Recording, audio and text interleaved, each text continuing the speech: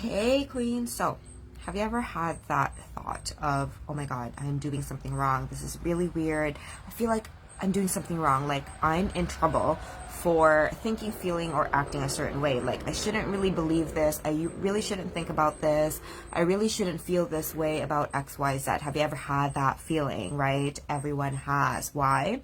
Because we were all conditioned to follow rules, right? If you went to school, you were conditioned to follow rules.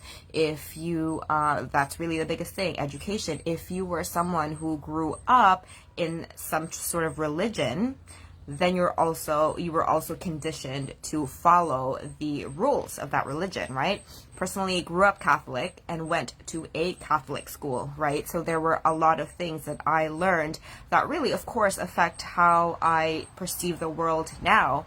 And so when, you think of things, right? You think of relationships, for example, based on the programming that was ingrained to you as, a Catholic, as, someone who went to Catholic school, for example, that affects how you perceive relationships and how you act within those relationships, right?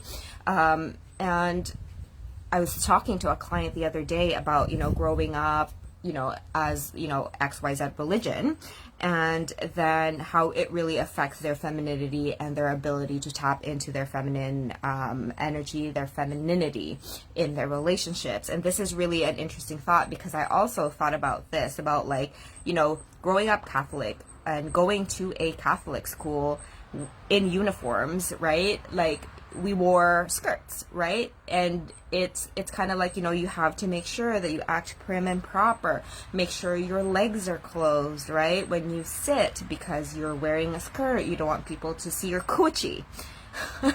And very legitimate. That's how we learned values, right? That's how we learned how to act according to society.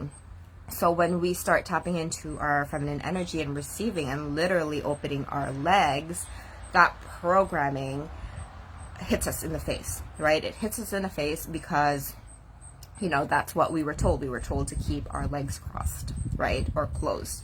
You don't want people to see what's underneath your skirt, right?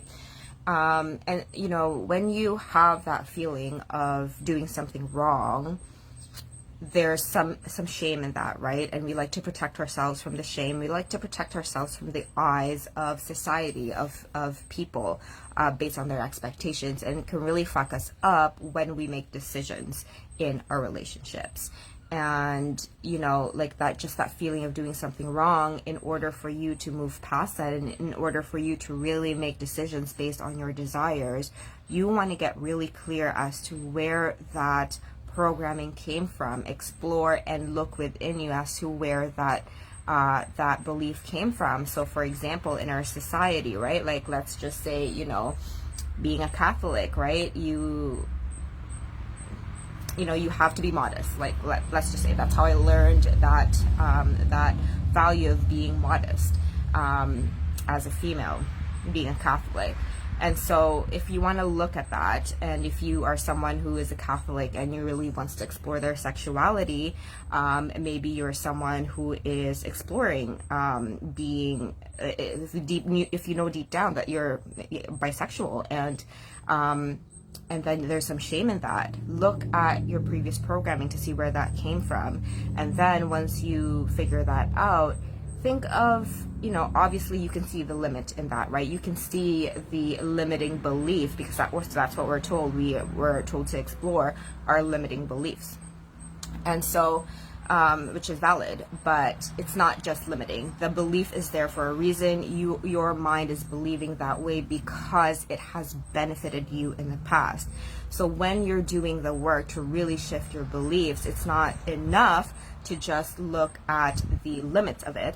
That's part of it. But also look at what the payoff is with having that belief, because that's what I help my clients explore. What is the payoff of that? Because if you don't really get clear and be aware of what that payoff is, it's going to continue to show up in your life, because our subconscious mind is very stubborn as fuck, and it doesn't want to change because there was a previous payoff in the past.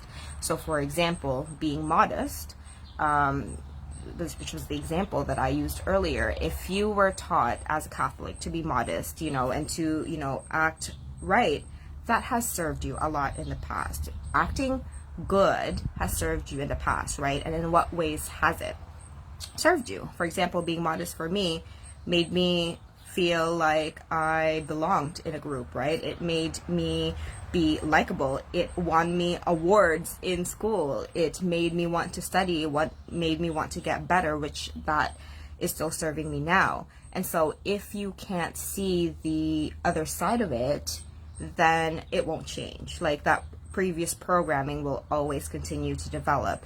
And rewiring your mind isn't just doing the opposite, right? It's just saying, well, I'm no longer practicing Catholic now, like, and trying to just put a band-aid on it. Because okay, let me explain that again, because it made sense in my head but didn't come out right. So say the belief is I am modest, right? And you want to shift that. Most people, when they shift their limiting beliefs, they just go, okay, well, that no longer serves me. I no longer feel that way.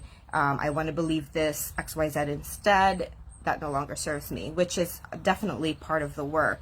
But if you can't recognize the fact that it has served you in the past, it has kept you safe, it has kept you, it has allowed you to survive in the world and be part of the herd, because as humans, we all have this innate need to belong. So if you can't recognize that with that belief, that is still going to come up in the surface in the future. So by being able to know what the actual benefits of keeping that belief is, that's when you create indifference within that belief, and that's when it starts to shift. That's when that belief becomes malleable, and that's when you can start reprogramming it. Because when you show your mind that, yes, thank you for making me keep this belief because I'm benefiting from it, then it can stop being stubborn, because you kind of really just need to talk to it as if you're talking to a kid. Like, it can't see any other different way, because it's so firm that this belief has kept me safe in the past. So you kind of want to acknowledge that and validate that, and then convince it that it's no longer serving you. So that is the thought process around this. This is how you reprogram your mind fast. It's not just shifting and reframing the limiting belief. It's really recognizing why it's there and how it is benefiting you right now, so that you can convince your mind that that shit is no longer accurate, that is outdated.